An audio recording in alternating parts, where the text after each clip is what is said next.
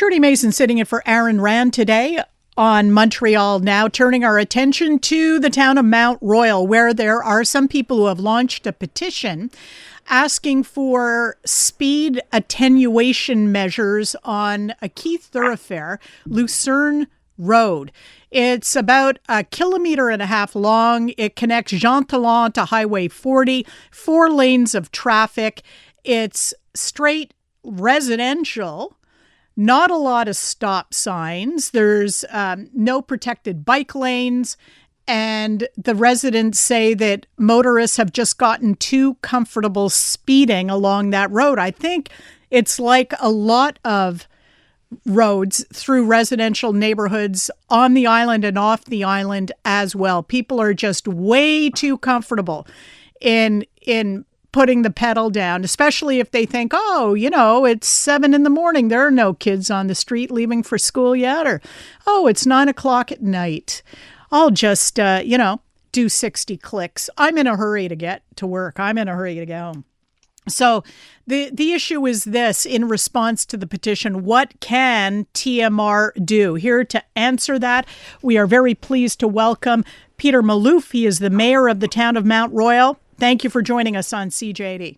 Thank you for having me, Trudie, and greatly appreciate the opportunity to share the actions that we've taken in town of Mount Royal. All right. So I assume if there have been actions, there has been some listening going on. You have heard, I guess, from residents that they're not happy about the speeding? Well, let's take a step back for a moment. Lucerne Road is really a collector lane, like many of the other major arteries that we have in town of Mount Royal, which include Rockland Road, Graham, Laird Boulevard, etc. So these collector lanes, including Côte de Liesse, which is part of town of Mount Royal. So these areas are where traffic flows through. So we try to avoid the majority of heavy traffic circulating in our smaller, narrower streets in the center part of our municipality. Keeping in mind, the town of Mount Royal, if you take a map of the island of Montreal, is right smack dab in the middle of the island. So we become an intermunicipal avenue for a lot of traffic. But we've taken many measures, going back even to 2022, and prior to that, to 1994, prior to me even being elected as mayor. I won't say before I was born, but what are the current measures that are trying to slow the traffic now? So to give you an idea, we wanted to reduce the amount of truck traffic on the road. So we passed a resolution in 2022, and we sent our resolution that was unanimously approved by the council, and we sent our resolution to the MTQ and also to the Montreal Central that manages all the trucks. Since 2022, we haven't heard a response from them to approve the reduction of truck traffic from 7 p.m. to 7 a.m. in the morning. But the council took those actions. We also reduced the speed limits on Lucerne Road from 50 to 40 kilometers an hour. And we've fixed, mobile speed displays. We have safe pedestrian lights that are available at the corners of Mitchell and Lanark. So we break up the roadway a little bit. We've had SPVM radar operations take place on the road. We are going to be doing a traffic study once Hydro-Quebec has completed their extensive work of high-tension lines that they're installing along Lucerne Road, which is a major project for them and will only be completed sometime at the end of September, October. The people behind the petition are asking for more, though. They're asking for things like, a protected bike lane, some curb bump outs. We see them out in my neck where I live in Pierrefonds, but near us in Kirkland, there are these curb extensions. They are usually decorated with flowers. In some cases, they're flower pots, gigantic flower pots, and you have to kind of move around them in your car so it slows traffic down. They're even suggesting maybe speed bumps. Any of this on the radar for your administration? So just to let you know, all of those have been considered in the past, but we have to look at the picture intelligently, and we have to base our decisions. Anybody who is in a responsible position, it's one thing to sit back and say, I don't like what's going on in my municipality, but there are many factors that impact circulation in a municipality, and any decision that you make has a domino effect elsewhere in the municipality. So we need to be responsible. We need to be intelligent. We have to spend our residents' monies intelligently. And that's why the fact that we want to do a study, which we have met with the residents concerned. I've met with them. I've explained everything to them. I've even documented it with them in emails. I've done, everything I can. However, sometimes people are not satisfied with the response they're getting because it's not the answer they want to hear. But an intelligent approach is a study which is a tool, not a pretext as an excuse to not do something. It's a springboard to make the right decisions for us. And that's why we want to do this study. We have to take into consideration the nature of the traffic, whether it's mostly local traffic or transit traffic, the actual amount of volumes at different times of the day, the types of users, and I'm talking about cars, trucks, buses, bicycles, pedestrians, and electric scooters now, which are proliferating everywhere in Montreal and are dangerous, and, technical issues related to emergency services and public transit. So it's not just, okay, I don't like the amount of traffic here, and yes, it's a intermunicipal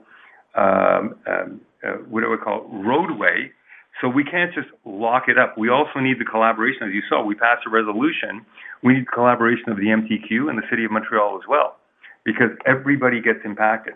So the idea is not to be divisive, but the idea is to really try to bring everybody together and make a decision that's for the benefit of the whole community. I get that because, again, harkening back to the area where I live, where Pierrefonds butts up against Kirkland, a couple of years ago, there was a really nasty dispute over a very small street, a residential street that connected Antoine Faucon with Brunswick. And, Kirkland decided, okay, we're going to put a no turning between these hour sign, and Pierrefonds retaliated by saying, oh yeah, well, we're going to put no turn here. So your residents can't come to the Tim Hortons on their morning coffee run. It got Bummer. Yeah, exactly. That would drive me crazy. It got dumb and nasty. So, and in the end, they abandoned it all and said, yes, there's a traffic problem here, but we can't, we can't, they ended up, I think there's a speed bump, and there's one of the things that you have, which is a speed reader, and the motorist is told how. So, and you only want to do it once, and I get that, because who wants to waste taxpayers' dollar putting something in that doesn't work and then it has to be ripped out in 3 years? Yeah, thank you. But I can tell you one thing, the idea is not to create a solution that shifts the problem elsewhere, right? So we don't want to dump the problem on other arteries and other streets and things like that. We want to make sure that the solution is going to be impactful and beneficial for all the residents. And people have to understand, real estate is location, location, location, right? So, I've heard of stories from other mayors. I came back recently, a week ago, from an FCM conference. That's a Federation of Canadian Municipalities. It represents 8,000 municipalities across Canada. And we had conferences on information, which was great, communication, and misinformation. A lot of people like to take headlines and, sensationalize a situation, which, can be a little bit misleading. Example, one of the mayors came to me and said, you know what, I had residents who moved near an airport, and then they say to us, well, we don't like that runway there. Can you stop the runway from operating? And I go, wow, so what did you do? We don't do anything. So, if you take a house and you put it on a quiet street, the valuation is much higher, right? But you take a house and you put it on a street where it is an artery, the resulting effect is, and every real estate agent will attest to this, okay, these are the compromises you have to deal with to live in the town of Mount Royal, and this is the price you're paying for the house, which is a discount, and these are the taxes, which are much lower because you're valued. But it doesn't take away the responsibility of the town to try and do something to protect its residents, but we have to do it in an intelligent way, We have to consider the cohabitation of pedestrians, cyclists, public transport, motorists, and as I said, scooters. And, right now, there's a big education program going on, I believe, with Velo Quebec, to get, the cyclists to start to respect stop signs, lights, and all that stuff. That'd be nice. It would be wonderful because, unfortunately, there are many of them that do respect it and respect the roads that they cohabitate or share with us, and many of them that don't, that give cyclists a bad name. They blow through red lights.